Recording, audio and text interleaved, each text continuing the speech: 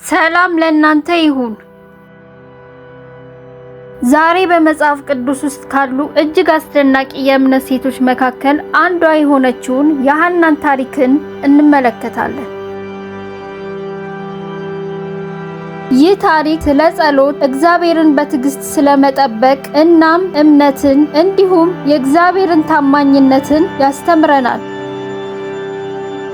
ቪዲዮውንም እስከ መጨረሻው ይመልከቱ። ሐና በእስራኤል የኖረች ታማኝ ሴት ነበረች። ባሏም ሕልቃና ይባል ነበር። ሐና ግን ልጅ ስላልነበራት በሕይወቷ ደስተኛ አልነበረችም። ምክንያቱም በዚያ ዘመን ልጅ አለመውለድ ትልቅ ስቃይና ውርደት እንደሆነ ይቆጠር ነበር።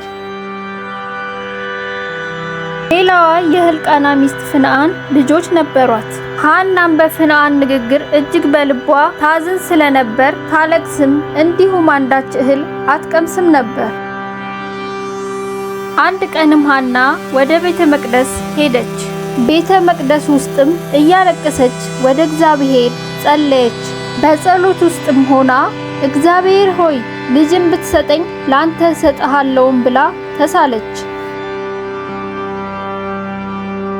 ሐናም በልቧ ትናገር ነበር። ድምጿም ሳይሰማ ከንፈሯን ታንቀሳቅስ ስለነበር ካህኑ ኤሊም ሐናን ሲመለከት መጀመሪያ ላይ ሰክራለች ብሎ አሰበ።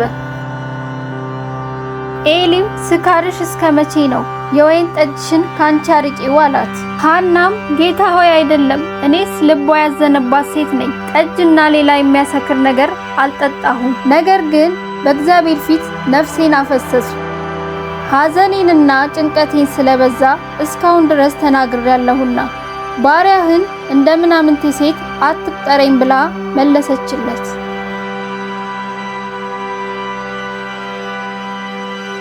ከዚያም ካህኑ ኤሊ እንዲህ አላት፣ በደህና ሂጂ፣ የእስራኤል አምላክ የለመንሽውን ልመና ይስጥሽ ብሎ መለሰላት። እርሷም ባሪያህ በዓይን ፊት ሞገስ ላግኝ አለች። ሴቲቱም መንገዷን ሄደች፣ በላችም። ፊቷም ከእንግዲህ ወዲያ ሐዘንተኛ መስሎ አልታየም። ከጥቂት ጊዜ በኋላ እግዚአብሔርም የሐናን ጸሎት ሰማ። ሐናም ወንድ ልጅ ወለደች። ስሙንም ሳሙኤል ብላ ጠራችው። ትርጉሙም ከእግዚአብሔር የተለመነ ማለት ነው። ሐናም ቃሏን ጠበቀች። ሳሙኤልንም ትንሽ ካደገ በኋላ ወደ ቤተ መቅደስ ወስዳ በእግዚአብሔር ቤት እንዲያገለግል ሰጠችው። ሳሙኤልም በእግዚአብሔር ቤት አደገ። ካደገም በኋላ ታላቅ ነቢይ ሆነ። የእስራኤልንም ሕዝብ መራ። ከዚህ ክፍል የምንማረው አንደኛ የጸሎትን ኃይል ይሆናል።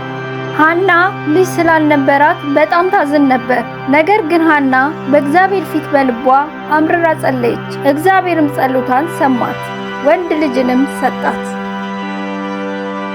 ይህም የሚያሳየን በምንም አይነት ችግር ውስጥ ብንሆን ሳናቋርጥ በእግዚአብሔር ፊት መጸለይ እንዳለብንና እንዲሁም የትኛውም ችግራችን በጸሎት ኃይል ይፈታል።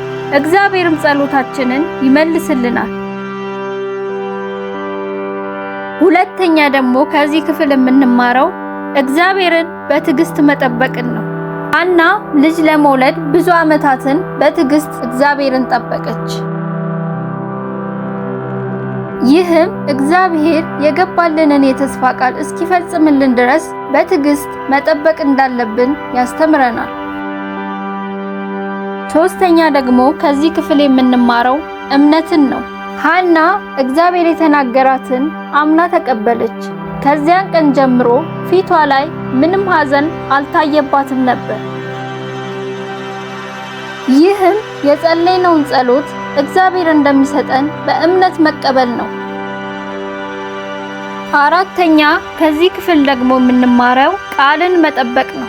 ሐና ለልጇም ሳሳሳ ለእግዚአብሔር የገባችውን ቃል ፈጸመች።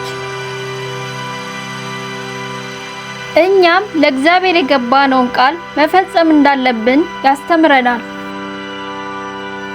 አምስተኛ ከዚህ ክፍል የምንማረው ደግሞ ምስጋናን ነው።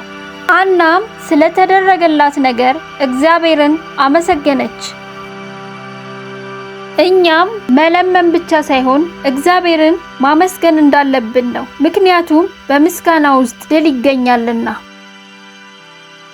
በመጨረሻም የሐና ታሪክ በእግዚአብሔር መታመንን፣ በጸሎት መትጋትን፣ እግዚአብሔርን በትዕግስት መጠበቅን እንዲሁም በምስጋና ውስጥ ድል እንዳለ ያስተምረናል።